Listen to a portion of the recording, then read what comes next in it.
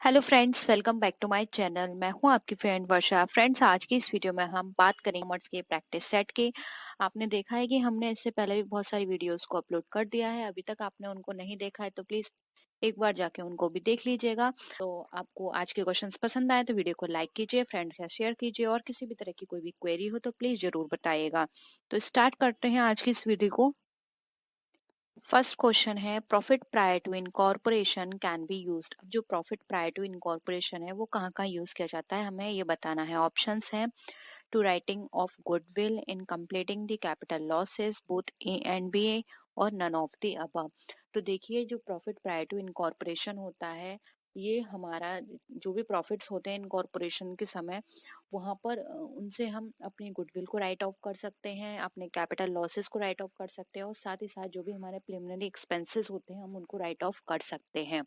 तो देखिए, इसके अकॉर्डिंग हमारा जो ऑप्शन 1 है, to writing off goodwill, and second option is in completing the capital losses, ये दोनों ही करेक्ट है। हम अपने incorporation profit prior to incorporation जो होता है, हम उससे अपने ये चीजें राइट ऑफ कर सकते हैं। ठीक है, तो option C, both A and B, हमारा राइट आंसर हो जाएगा। याद रखिएगा, प्रिलिमिनरी एक्सपेंसेस भी हम इससे राइट ऑफ कर सकते हैं। नेक्स्ट क्वेश्चन है, profit prior to incorporation is credited to. अब जो प्रॉफिट प्रायर टू इनकॉर्पोरेशन है वो कहाँ क्रेडिट किया जाता है, किस अकाउंट के नाम से, वो हमें बताना है। Profit and loss account, journal reserve account, special reserve account, या फिर कैपिटल रिजर्व अकाउंट। तो देखिए, यहाँ पे क्रेडिट की बात की गई है।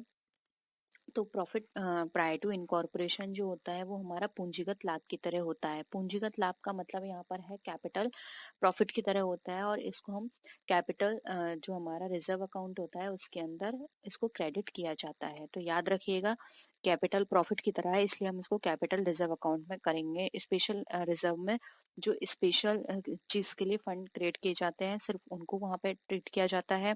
जर्नल रिजर्व में हम यहाँ पे प्रॉफिट प्रायर टू इनकॉर्पोरेशन को ट्रांसफर नहीं कर सकते हैं। एंड आपको प्रॉफिट एंड लॉस पता ही है, प्रॉफिट एंड लॉस अकाउंट में हम जितने भी हमारे प्रॉफिट एंड लॉस होते हैं, हमारे अगर हम बात करें इनडायरेक्ट एक्सपेंसेस की, तो वो यहाँ पर आते हैं। इसलिए यहाँ पे प्रॉफिट प्रायर टू इनकॉर्पोरेशन हमारा कैपिटल रिजर्व अकाउंट में ट्रीट किया जाता है एज अ क्रेडिट। ठीक है, नेक्स्ट क्वेश्चन पे आते हैं। Profit prior to incorporation can not be treated. अब प्रॉफिट प्रायर टू इनकॉर्पोरेशन जो है वो कहाँ पे ट्रीट नहीं किया जाएगा।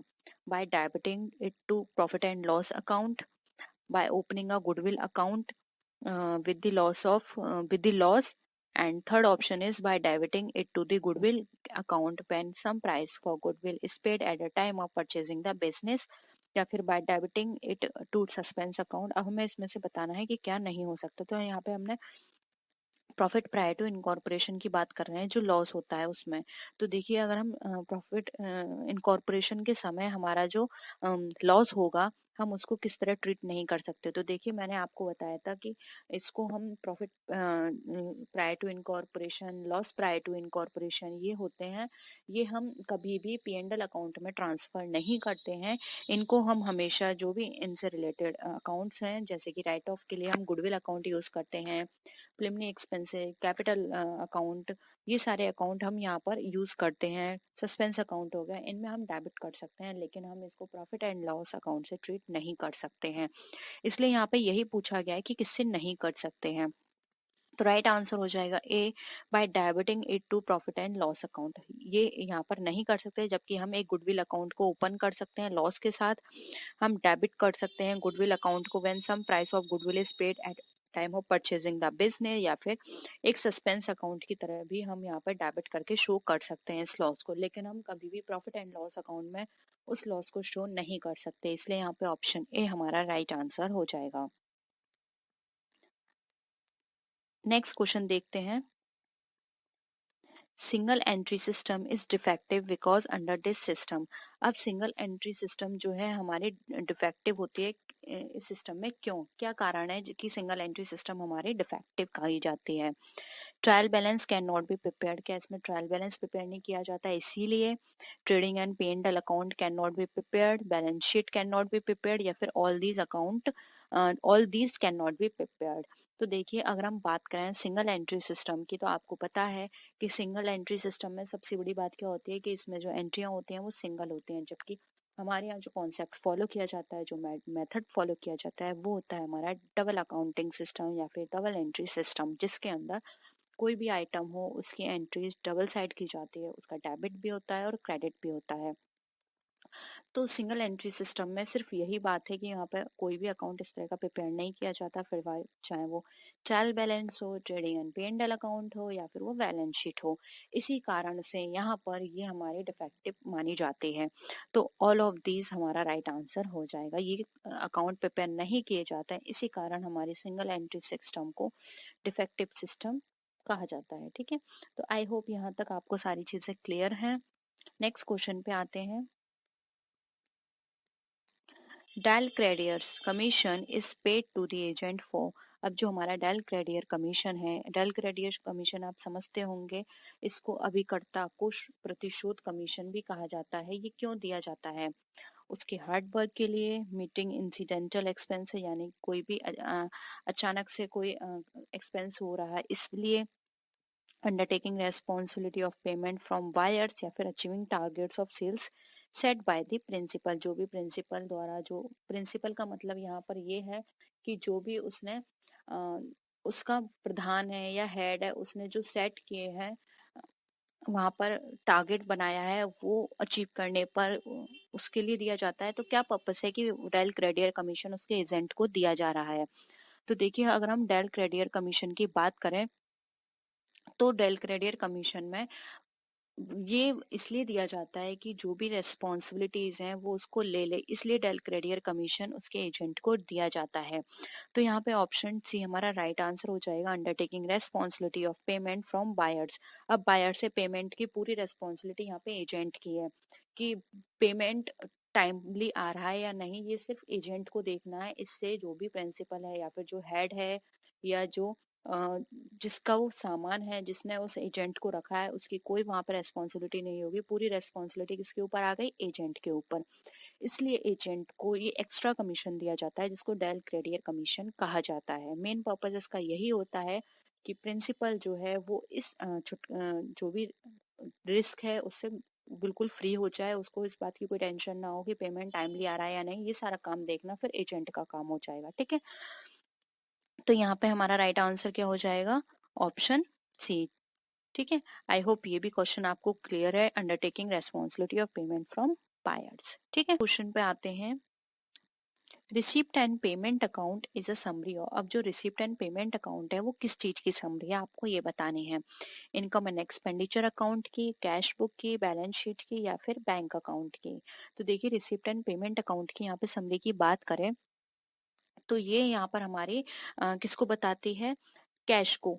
क्योंकि रिसिप्ट एंड पेमेंट अकाउंट में आपको पता है इसके अंदर ये देखते हैं, रिसिप्ट का मतलब है कि आपने कितना कैश रिसीव किया, पेमेंट का मतलब है आपने कितना पेमेंट किया। तो ये कैश बुक की समरी को बताती है। इनकम एंड एक्सपेंडिचर आप सबको पता ही है कि income and expenditure account prepare किया जाता है नॉन प्रॉफिट ऑर्गेनाइजेशन के द्वारा, जिसके अंदर ये देखते हैं कि कितनी उनके पास इनकम आई। इनकम इन द सेंस जो सब्सक्रिप्शन उनने रिसीव किया या फिर जो भी फीस उनने ली वो कितनी आई, और कितना उनका एक्सपेंडिचर हुआ। बैलेंस शीट आपको पता है प्रॉफिट ऑर्गेनाइजेशंस बनाते हैं, और इसके अंदर ये देखा जाता है कि हमारी फाइनेंशियल पोजीशन कितनी है। बैंक अकाउंट आपको पता है, बैंक अकाउंट के अंदर हम बैंक से रिलेटेड सारे ट्रांजेक्शन्स को इंक्लूड करते हैं। तो यहाँ पे ऑप्शन बी कैश बुक हमारा राइट आंसर हो जाएगा। ये हमारी समरी कैश बुक की समरी होती है, जिसके हम इजीली पता कर सकते हैं कितना हमने रिसीव किया कैश और कितना हमने पेमेंट किया। ठीक है, तो आई होप ये भी आपको क्लियर है। एज पर गार्नर वर्सेस मोरे प्रिंसिपल। अब आपने पार्टनरशिप पढ़ी है तो उसमें आपने गार्नर वर्सेस मोरे रूल पढ़ा होगा। तो इस रूल के अकॉर्डिंग जो भी डेफिशिएंसी होती है, deficiency of the insolvent partner is born by the other partners in, यानी कि किसी पार्टनर की डेफिशिएंसी आ रही है तो अदर पार्टनर्स जो होते हैं उनके द्वारा वो बॉन्ड की जाती है, यानी कि वो लोग पार्टनर्स उसको लेते हैं किस रेशो में आपको ये बताना है। इक्वल शेयर बाय ईच यानी कि सभी लोग इक्वली लेंगे, ratio of their capital, profit and loss sharing ratio और नन ऑफ द अबव। अब यहाँ पर मैंने आपको हिंदी में दे दिया है तो आप इजीली इसको क्वेश्चन को हिंदी में भी देख सकते हैं। तो देखिए गार्डनर वर्सेस मूरे रूल के अकॉर्डिंग हमें बताना है, तो आपने इस रूल के अकॉर्डिंग पढ़ा होगा जब भी कोई भी पार्टनर इंसॉल्वेंट हो जाता है तो जो भी रिमेनिंग पार्टनर्स होते हैं उसको उनकी जो भी कैपिटल होती है उसके रेशियो में आपस में उसको बियर करते हैं। ठीक है, तो यहाँ पे ऑप्शन 2 जो है वो हमारा राइट आंसर हो जाएगा, ratio of the their capital यानी कि उनकी पूंजी का अनुपात। ऑप्शन 2 हमारा क्या है, राइट आंसर है। नेक्स्ट क्वेश्चन पे आते हैं। आई होप इस फॉर्मेट से आपको क्वेश्चंस इजीली समझ में आ रहे होंगे। अगर आपको ये फॉर्मेट पसंद आ रहा है, इस तरह से हिंदी इंग्लिश दोनों आप एक साथ देख रहे हो, तो प्लीज कमेंट सेक्शन में जरूर बताइएगा और वीडियो को लाइक भी जरूर कीजिएगा। ठीक है, नेक्स्ट है dissolution of partnership must taken place when, यानी कि जो अभी डिसोल्यूशन होता है पार्टनरशिप का वो कब होता है। अ पार्टनर मिसबिहेव यानी कि कोई पार्टनर मिसबिहेव करता है, a partner becomes one of unsound mind यानी अनसाउंड माइंड का कोई पार्टनर है, business is running at a loss, या फिर आर पार्टनर डाइज यानी कि एक पार्टनर मर जाता है। तो कब होता है डिसोल्यूशन, तो डिसोल्यूशन की बात करें किसी भी पार्टनरशिप फर्म में, तो देखिए यहाँ पर कोई भी पार्टनर की मृत्यु होने पर उसकी जो पार्टनरशिप फर्म है वो डिसोल्यूशन हो जाता है उसका। तो ऑप्शन डी यहाँ पे हमारा राइट आंसर है। जबकि मिसबिहेव करने पर उस पार्टनर को निकाल दिया जाता है लेकिन फर्म कभी खत्म नहीं होती, और अनसॉल्वेंट माइंड पर भी नहीं होती, और बिजनेस लॉस में चल रहा है तब भी नहीं होगी। लेकिन एक पार्टनर की डेथ के बाद वो पार्टनरशिप फर्म का क्या हो जाता है, डिसोल्यूशन हो जाता है। तो ऑप्शन डी यहाँ पे हमारा क्या हो जाएगा, राइट आंसर हो जाएगा। नेक्स्ट क्वेश्चन है, अगर ये क्वेश्चन क्लियर नहीं है तो प्लीज जरूर बताइएगा। हम नेक्स्ट जब भी क्वेश्चंस डिस्कस करेंगे नेक्स्ट वीडियो में, उसके साथ इस क्वेश्चन को भी हम डिस्कस कर लेंगे। ठीक है, नेक्स्ट क्वेश्चन है, a partner of a firm becomes insolvent loss due to it will be shared by other partners. अब यहाँ पे ये बताया गया है कि एक फर्म का जो भागीदार है यानी कि पार्टनर है वो दिवालिया हो जाता है, और उसके कारण होने वाला जो भी नुकसान है वो जो रिमेनिंग पार्टनर्स हैं वो किस रेशो में लेंगे, equally in the ratio of their capital, in profit sharing ratio, या फिर नन ऑफ द अबव। तो देखिए कोई भी पार्टनर अगर इंसॉल्वेंट होता है और उसके द्वारा कोई भी लॉस होता है तो जो भी पार्टनर्स हैं उसको प्रॉफिट शेयरिंग रेशियो में क्या करेंगे, उसको बियर या फिर बहन करेंगे। तो यहाँ पे इन प्रॉफिट शेयरिंग रेशियो हमारा क्या हो जाएगा, राइट आंसर हो जाएगा। तो ऑप्शन सी यहाँ पे हमारा क्या हो जाएगा, राइट आंसर हो जाएगा, लाभ के बंटवारे के अनुपात में।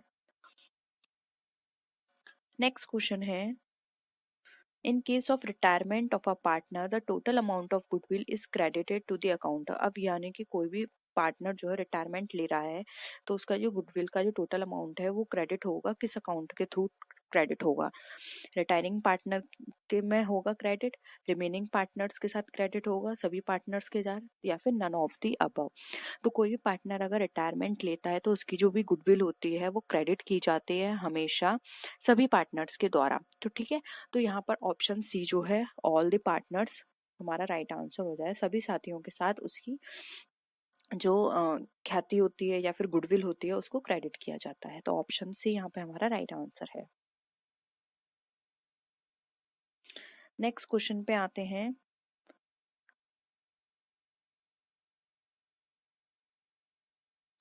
at the time of sale of a firm the purchase consideration received in the form of shares and debentures will be distributed among the partners in the ratio of।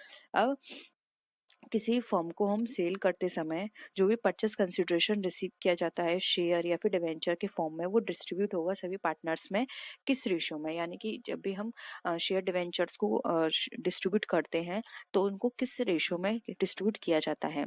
Final account amounts due to partner यानी कि जो भी final amount का जो sorry partners का जो कारण जो भी फाइनल अकाउंट आया है उस रेशियो में, कैपिटल के रेशियो में, उनके प्रॉफिट शेयरिंग रेशियो में, या फिर इक्वल रेशियो में। तो देखिए कभी भी हम फर्म को सेल करते हैं तो जो भी शेयर्स और डिवेंचर्स होते हैं उनको हम साझेदारों में उनके फाइनल अमाउंट जो भी पार्टनर्स के कारण हुआ है उस रेशियो में हम उनको क्या कर देते हैं, बांट देते हैं। तो ऑप्शन 1 यहाँ पर क्या हो जाएगा, हमारा राइट आंसर हो जाएगा। जो भी भागीदार हैं के कारण जो भी अंतिम राशि हमें प्राप्त होती है उस रेशियो में बांट दिया जाता है। ठीक है, तो ऑप्शन ए यहाँ पे हमारा राइट आंसर है। नेक्स्ट क्वेश्चन पे आते हैं। फ्रेंड्स इसको ना सद्भावना को ख्याति कर लीजिएगा। ठीक है, When goodwill is raised in the books, the capital account of the old partners are credited in. यानी कि जब गुडविल को रेज किया जाता है, यानी कि जो भी उनका गुडविल अकाउंट है उसमें दिखाया जाता है, खोला जाता है, ठीक है। तो जो भी हमारे पुराने साझेदार होते हैं, पुराने पार्टनर्स होते हैं, उनके पूंजी खातों को क्रेडिट किस नाम से किया जाएगा, यानी कि किस नाम से, या फिर हम ये कह सकते हैं कि इस रेशो में किया जाएगा, न्यू प्रॉफिट शेयरिंग रेशो में, ओल्ड प्रॉफिट शेयरिंग रेशो में, सेक्रीफाइसिंग रेशो में, या फिर नन ऑफ द अबव।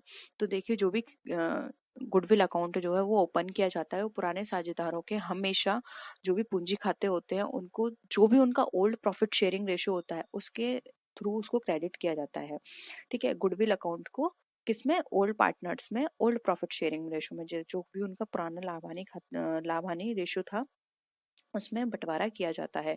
इसलिए यहाँ पे ऑप्शन बी हमारा क्या हो जाएगा, राइट आंसर हो जाएगा। Auditing is compulsory. अब जो ऑडिटिंग है वो हमारा कंपलसरी किस कंपनी के लिए है वो हमें बताना है। ऑप्शंस हैं in joint stock company, in sole trading, in partnership और ऑल ऑफ द अबव।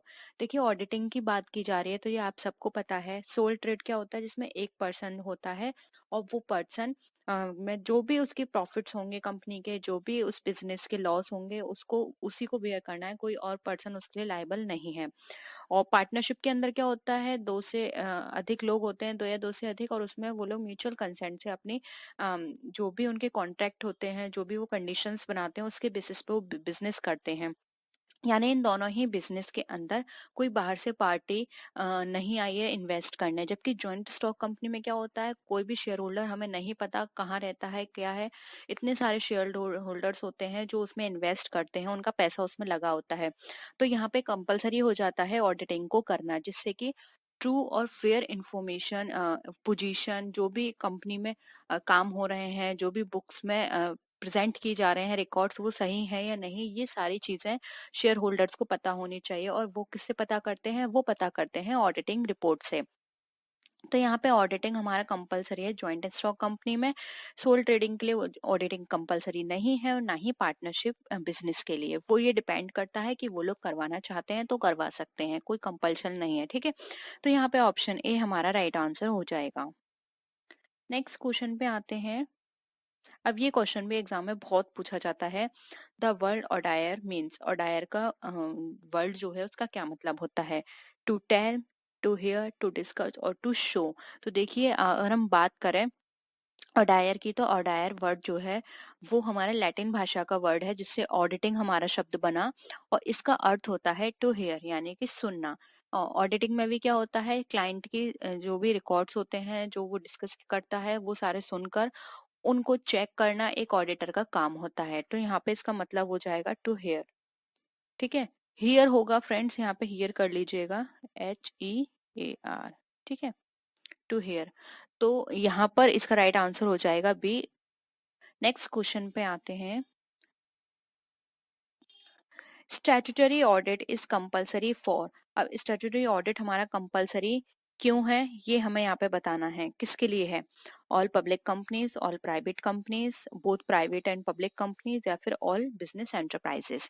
तो देखिए यहाँ पर अगर हम बात करें स्टैट्यूटरी ऑडिट की, तो यहाँ पर ये हमारा कंपलसरी किसके लिए होता है, आप बताइए कमेंट सेक्शन में जल्दी से, क्या होगा इसका राइट आंसर। देखिए स्टैट्यूटरी ऑडिट जो होता है वो हमारा कंपलसरी होता है दोनों तरह की कंपनी के लिए, फिर वो चाहे हमारा प्राइवेट कंपनी हो या फिर हमारा पार्टनरशिप वो सॉरी पब्लिक कंपनी हो। क्योंकि यहाँ पर कंपनी एक्ट के अंदर कुछ ऐसे प्रोविजंस बनाए गए हैं, कुछ ऐसे प्रोविजंस को इंक्लूड किया गया है जिसके द्वारा स्टैट्यूटरी ऑडिट बनाना हमारा कंपलसरी हो जाता है। तो ये कंपनीज एक्ट 2013 के अंदर सारे प्रोविजन डिस्कस किए हुए हैं। अगर आपको डिटेल में पढ़ना है तो प्लीज आप एक बार 2013 की जो भी नॉर्म्स हैं आप उनको पढ़िए, वहां पर आपको इजीली समझ में आ जाएगा कि स्टैट्यूटरी ऑडिट हमारा पब्लिक कंपनी और प्राइवेट कंपनी दोनों के लिए ही कंपलसरी कर दिया गया है। तो ऑप्शन सी यहाँ पे हमारा राइट आंसर है। यहाँ पर हम कल का एक क्वेश्चन डिस्कस कर लेते हैं। गोपाल जी शर्मा का एक कमेंट था, उन्होंने बोला था कि पीरियोडिक ऑडिट और हमारा कंटिन्यूस ऑडिट में उन्हें कंफ्यूजन है। तो देखिए कॉन्टिन्यूस ऑडिट होती है ये हमारी कॉन्टिन्यूस बेसिस पर होती है। इसमें कंपनी के स्टाफ भी हो सकते हैं, कंपनी का मेन अपॉइंटमेंट ऑडिटर भी हो सकता है। अब स्टाफ इसलिए होगा क्योंकि कई कंपनियां अलग से किसी ऑडिटर को अपॉइंट नहीं करती हैं, जो अकाउंटेंट होते हैं या किसी अदर पर्सन को भी वो वहां पर इनको जो रिकॉर्ड्स होते हैं उनको चेक करने के लिए रख सकते हैं।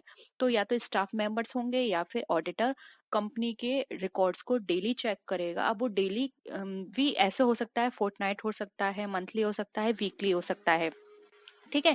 इस बेसिस पे डेली उसको चेक किए जाएंगे, और अगर कोई ऑडिटर अपॉइंट करता है तो डेली विजिट कर सकता है कभी भी कंपनी के अंदर। तो ये हो गया हमारा कॉन्टिन्यूस ऑडिट, लगातार होगी वो ऑडिटिंग।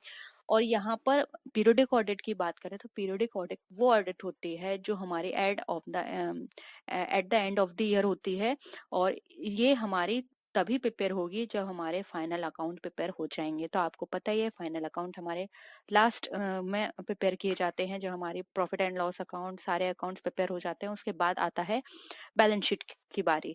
जब बैलेंस शीट प्रिपेयर हो जाती है उसके बाद हमारी पीरियोडिक रिपोर्ट को प्रिपेयर किया जाता है। तो इतना ही डिफरेंस है इसमें। और हम जब टाइप्स ऑफ ऑडिट को डिस्कस करेंगे थ्योरी क्लास में तो हम वहां भी इनको डिटेल में डिस्कस कर लेंगे कि इनके एडवांटेज, लिमिटेशंस, इनके ऑब्जेक्टिव्स क्या होते हैं। आई होप ये दोनों पॉइंट आपको क्लियर हुए हैं। और अगर अभी भी आपको क्लियर नहीं हुआ तो प्लीज कमेंट सेक्शन में बता सकते हैं। क्लियर हो गया है तो ये भी कमेंट सेक्शन में जरूर बताइए, और कोई भी टॉपिक हो तो उसको भी बता सकते हैं, कोई भी क्वेश्चन हो उसको बता सकते हैं, हम नेक्स्ट क्लास में उनको फिर से डिस्कस कर लेंगे। बीच में हम इसलिए डिस्कस नहीं करते फ्रेंड्स क्योंकि एक टाइम होता है उसके अंदर ही मुझे अपनी क्लास कंप्लीट करनी होती है, और अगर मैं बीच में आप लोगों के क्वेश्चंस करूंगी तो थोड़ा डिस्टरबेंस हो जाता है। ठीक है, तो आप बेझिझक नीचे कमेंट सेक्शन में बता सकते हैं। और प्लीज आप ना क्वेश्चन नंबर जरूर लिख दिया करिए कि ये वाला क्वेश्चन नंबर है। वैसे क्वेश्चन नंबर मैं ही नोट नहीं करती, बट आप थोड़ा सा क्वेश्चन भी दिया करिए कि ये वाला क्वेश्चन है, तो उसके बेसिस पर हम उसको नेक्स्ट क्लास में फिर से डिस्कस कर लेंगे। ठीक है, तो इसका राइट आंसर क्या है हमारा सी। नेक्स्ट क्वेश्चन पे आते हैं। The existence of a good system of internal check reduces to a great extent of।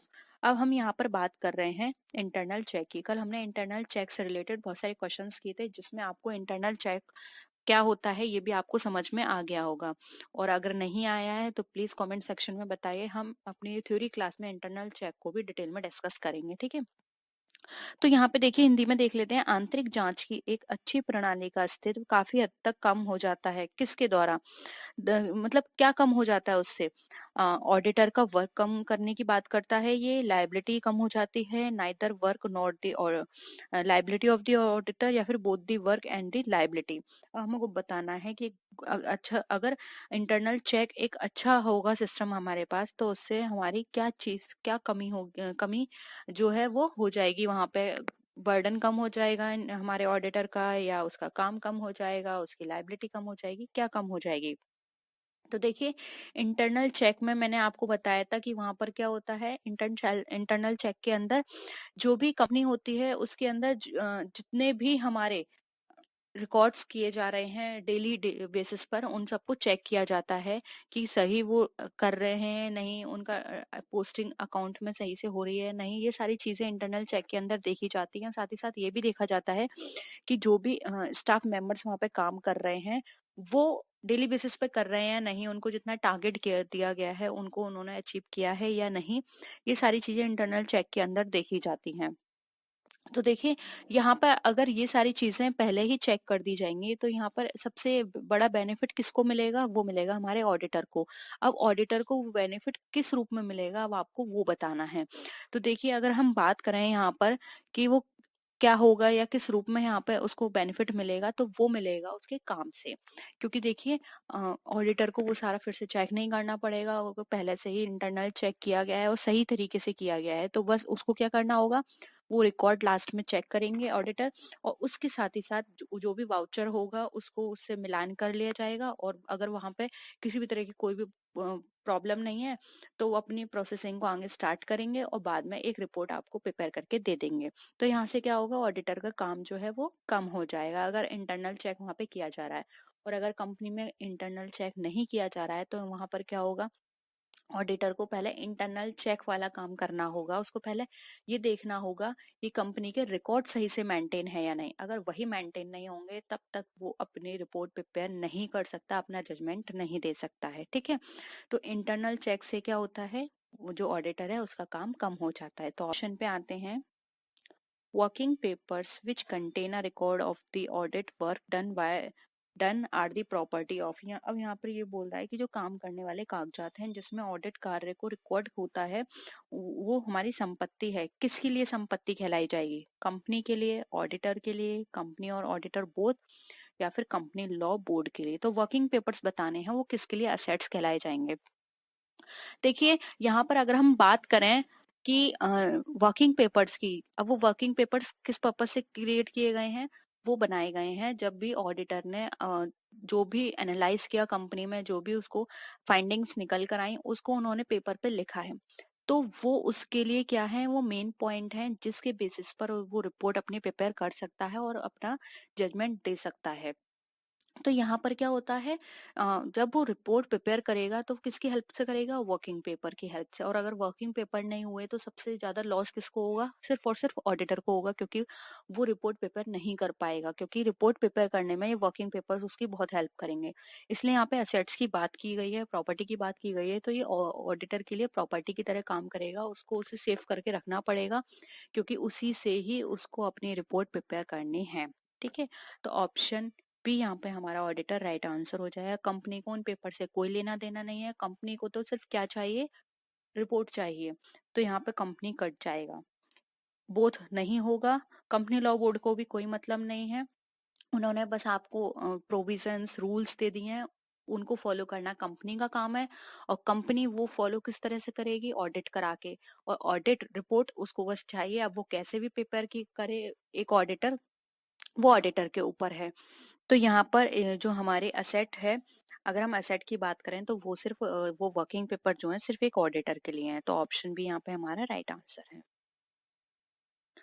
Next question है, the vacancy caused by the registration of an auditor is filled only by. अब यहाँ पर बात की जा रही है, अगर किसी भी तरह की कोई वैकेंसी है ऑडिटर की पोस्ट पर, तो वो किसके द्वारा भरी जाएगी, the share holders in the annual general meeting, the board of directors, the company law board, या फिर the managing director of the company. अब यहाँ पे वैकेंसी की बात की जा रही है कि एक तरह से आप ये समझ लीजिए कि जो ऑडिटर है उसका अपॉइंटमेंट कौन करेगा। ठीक है, एनुअल जनरल मीटिंग में share holders, board of directors, company law board, या फिर मैनेजिंग डायरेक्टर। तो यहाँ पे देखिए राइट आंसर होगा ऑप्शन ए। जो शेयर होल्डर्स होते हैं वो एनुअल जनरल मीटिंग में अपने वोट से वहां पर एक ऑडिटर अपॉइंट करते हैं कि हाँ इस पर्सन को एक अपॉइंटमेंट देना चाहिए, या फिर इस पर्सन से हम चाहते हैं कि ये इस कंपनी का ऑडिट करे। ठीक है, तो ये काम होता है हमारे शेयर होल्डर्स का। अब यहाँ पे मैनेजिंग डायरेक्टर और डायरेक्टर्स इसलिए नहीं आते क्योंकि ये ये जो रिपोर्ट प्रिपेयर की जा रही है किसके लिए प्रिपेयर की जा रही है, सिर्फ और सिर्फ शेयर होल्डर्स के लिए। अगर यहाँ पर मैनेजिंग डायरेक्टर है या फिर कंपनी का कोई भी हेड है वो इनको अपॉइंट करता है, तो वहाँ पे शेयर होल्डर के मन में यही बात बनी रहेगी कि इन लोगों ने अपॉइंट किया है, हो सकता है ये सही से रिपोर्ट ना दे, ये कंपनी को ही अच्छा बताएगा, हो सकता है कि ये उनके अंडर में रह के काम करे। ठीक है, इसलिए यहाँ पर जो अपॉइंट किए जाते हैं ऑडिटर वो शेयर होल्डर के थ्रू किए जाते हैं एनुअल जनरल मीटिंग में। Board of directors, company law board या मैनेजिंग डायरेक्टर का इनमें कोई रोल नहीं होता है। ठीक है, तो ऑप्शन ए हमारा राइट आंसर हो जाएगा। नेक्स्ट क्वेश्चन पे आते हैं, under the companies act the statutory cost audit is conducted as per the provisions of. अब हमें यहाँ पे बताना है कंपनी एक्ट में किस प्रोविजन के अंदर हमारी जो स्टैट्यूटरी कॉस्ट ऑडिट है वो कंडक्ट की जाती है। Section 209 subsection D, section 233 subsection 3, section 23 subsection B, या फिर सेक्शन 224। तो देखिए यहाँ पर अगर हम बात करें तो यहाँ पर आप 233 कर लीजिए, 233। ठीक है, सबसेक्शन बी। ठीक है, तो यहाँ पर हमें बताना है जो स्टैट्यूटरी ऑडिट है वो हमारी किस प्रोविजन के अंदर बनाई जाती है। तो देखिए यहाँ पर जो हमारी स्टैट्यूटरी कॉस्ट ऑडिट जो होती है वो सभी प्रकार की कंपनी के लिए अनिवार्य नहीं होती, ये सिर्फ उन्हीं कंपनियों के लिए कंपलसरी होती है जिन्हें 209 सबसेक्शन डी के अंतर्गत लागत जो अकाउंट्स हैं उनको रखना जरूरी होता है, और अगर वो उन बुक्स को रखेंगे तो वहां पर उनका ऑडिट कराना भी उनके लिए कंपलसरी हो जाएगा। तो 209 के अंदर तो ये बताया गया है कि जो बुक्स हैं उनको किस तरह से मेंटेन करना है। और जो अगर यहाँ पर हम बात कर रहे हैं सिर्फ और सिर्फ ऑडिट की, तो देखिए ऑडिट की बात हमारी बताई गई है प्रोविजन हमारे सेक्शन 233 सबसेक्शन बी में। तो यहाँ पे ऑप्शन सी हमारा राइट आंसर हो जाएगा। बुक से रिलेटेड बात की गई है 209 सबसेक्शन डी में, और अगर हम ऑडिट की बात करें तो ये की गई है सेक्शन 233 सबसेक्शन बी में। तो इस थोड़ा सा भी अगर आपने और भी चीजें पढ़ी हैं अपने डेली लाइफ में, बहुत सारी चीजें देखते हो, उसके बेसिस पर भी आप इनके आंसर कर सकते हो। नेक्स्ट है internal auditor can be removed by. अब एक इंटरनल ऑडिटर जो होता है वो किसके द्वारा रिमूव किया जाता है? Management, share holders, statutory auditor या फिर गवर्नमेंट। अब देखिए यहाँ पे इंटरनल ऑडिटर की बात की जा रही है। इंटरनल यानी कि जो कंपनी के अंदर कंपनी के रिकॉर्ड्स को चेक करेगा, ठीक है। अब कंपनी के अंदर के सारे कामों को देखेगा वो, कि सही से लेजर में तो पोस्टिंग नहीं हुई है, लेजर में पोस्टिंग अगर कर दी गई है तो उनको उनकी सब्सिडरी बुक्स जो है उनमें सही से पोस्टिंग करी है या नहीं, ये सारे इंटरनल ऑडिटर के काम होते हैं, ठीक है। जो कि इंटरनल ऑडिटर किसका पार्ट होगा? इंटरनल कंट्रोल का। ऑडिटर मैंने आप कल आपको बताया था इंटरनल ऑडिट कौन करेगा? Internal auditor. और इंटरनल ऑडिट किसका पार्ट है? इंटरनल कंट्रोल का। तो जब सारी चीजें इंटरनली बेसिस पर की जा रही हैं तो इंटरनली बेसिस पर ये सारे हेड किसको बनाया जाएगा? इसका वो बनाया जाएगा हमारा मैनेजमेंट को। ऑप्शन ए यहाँ पे हमारा राइट आंसर हो जाएगा। शेयर होल्डर को इंटरनल कोई लेना देना नहीं है, उन्होंने जो एनुअल जनरल मीटिंग में जिसको अपॉइंट किया है उनसे उनको अच्छी रिपोर्ट चाहिए, ठीक है। तो उनको इंटरनल ऑडिटर से कोई लेना देना नहीं है। वहीं स्टैट्यूटरी ऑडिटर को भी इंटरनल ऑडिटर से कोई मतलब नहीं है। और गवर्नमेंट की बात करें तो गवर्नमेंट भी कोई इंटरफेयर नहीं करती। उन्होंने तो गवर्नमेंट सिर्फ उसके बेसिस पे काम करेगी कि जो भी कंपनी लॉ बोर्ड के द्वारा रूल बनाए गए हैं, कंपनीज एक्ट में रूल दिए गए हैं, उनके अकॉर्डिंग ये कंपनी उनको फॉलो कर रही है या नहीं, बस इतना काम होता है। तो इसको रिमूव करना, इसको अपॉइंट करना एक मैनेजमेंट का काम है। अब वो इसको अपॉइंट करे या ना करे ये भी डिसीजन एक मैनेजमेंट का ही होता है। तो ऑप्शन ए यहाँ पे हमारा राइट आंसर है। नेक्स्ट क्वेश्चन है रूटीन चेकिंग रिड्यूसेस द। अब जो रूटीन चेकिंग है वो क्या कमी करती है, ठीक है, क्या रिड्यूस करेगी आपकी? Work of an auditor, liability of an auditor, both above या फिर नन ऑफ द अबव। अब देखिए ये क्वेश्चन भी मैंने अभी आपको साथ डिस्कस कर चुकी हूँ, बस पूछने का तरीका अलग है, क्वेश्चन वही है। अब देखिए रूटीन चेकिंग यानी कि इंटरनल चेक। अब इंटरनल चेक होगा तो उससे क्या कमी आएगी? उससे कमी आएगी एक ऑडिटर के काम में, ठीक है। तो यहाँ पे ऑप्शन ए यहाँ पे राइट आंसर हो जाएगा। एक ऑडिटर का काम जो है वो रिड्यूस हो जाएगा अगर रूटीन चेकिंग कंपनी में की जाएगी, क्योंकि सब कुछ पहले से ही सिस्टमैटिक वे में किया हुआ होगा, सारे ट्रांजेक्शन सही तरीके से होंगे, और एविडेंस के प्रॉपर उनके एविडेंस वहाँ पे मौजूद होंगे, सारी चीजें अच्छी सिस्टमेटिक वे में चलेंगी। कोई भी ऐसा नहीं होगा कि आपको कोई भी ट्रांजेक्शन देखना है तो वहां पर आपको लगे अरे इसका तो वाउचर ही नहीं है, इसका तो एविडेंस ही नहीं है, ये कहाँ से एंट्री हो गई। तो वहां पर उनकी सब्सिडरी बुक भी अवेलेबल होंगी सिस्टमेटिक वे में, तो आप कभी भी अगर कोई भी ऑडिटर चाहता है रैंडमली तो वो उनको चेक कर सकता है। तो रूटीन चेकिंग से क्या होता है एक ऑडिटर का काम जो है वो कम हो जाता है। तो ऑप्शन ए यहाँ पे हमारा राइट आंसर है। तो ये थे हमारे आज के क्वेश्चंस। आई होप आपको आज के क्वेश्चंस भी पसंद आए होंगे। कोई भी डाउट हो प्लीज कमेंट सेक्शन में बताइए किसी भी क्वेश्चन को लेके। बस आप क्वेश्चंस थोड़ा सा मेंशन कर दीजिएगा वहां पे, मैं भी कोशिश करूंगी कि नंबर मेंशन करा करूं, क्योंकि मुझे इतना हैबिट नहीं है नंबर मेंशन करने की। मैं अपने स्कूल टाइम से ही बुलेट और ये सब यूज करती हूँ। तो कोशिश करूंगी कि मैं भी नंबर्स यूज करूं जिससे कि आप नंबर मुझे बता सकें कि इस नंबर का क्वेश्चन में आपको डाउट है, ठीक है। तो आई होप आपको ये क्वेश्चंस पसंद आए होंगे। वीडियो पसंद आए तो वीडियो को लाइक कीजिए, फ्रेंड्स या शेयर कीजिए, और किसी भी तरह की कोई भी क्वेरी हो तो प्लीज जरूर बताइएगा। तो नेक्स्ट वीडियो में फिर मिलते हैं आपसे और विच वीडियोस के साथ। तब तक के लिए टेक केयर, बाय बाय।